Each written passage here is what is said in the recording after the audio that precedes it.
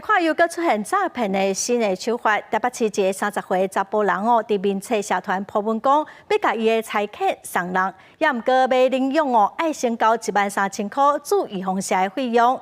这个民众狗仔是收到了，也毋过摕袂到注射的证明，所以嘛去告这个送狗仔的人诈欺。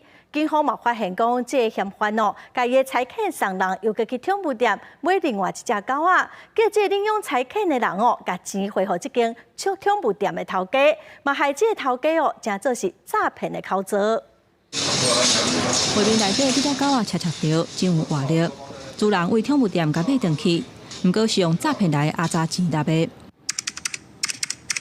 伫人面册社团铺狗仔要送人饲的信息。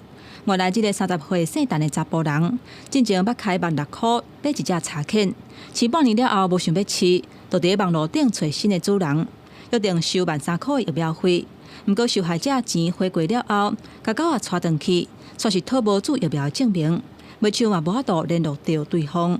被害人发现领养的柴犬根本没有施打疫苗，认为遭诈，遂向警方提告，导致宠物店的账户遭设警示。除了民众被骗去，新北市永和这间宠物店嘛差一点变做是共犯，因为嫌犯搁伫遮买另外一只狗仔，3万2的费用，干那付头期款，搁提供店头的口座给受害者，尾款给受害者来拿。隶属店头的口座摆变做是警示号。事情也都处理好，我们也在警方调查了。伫网络的社团内底，有真侪动物伴要送人饲的资讯。就算初心是好的，要是真恶预防有心人弄空芳，伫网络顶做动物非法的买卖。近年来算是蛮多见的，你会发现，这是品种犬，怎么可以用？怎么会让人家用领养的呢？对方就又告诉他说，我的领养费一只可能是3万块。对，就是有一点是借用领养的名义，但是实际上做这个买卖的行为。动物法明定，动物伴的买卖，无论是实体或者是网络，拢爱有相关的许可，才会当做交易。不过以认养费、疫苗费的方式来收钱，并无违法。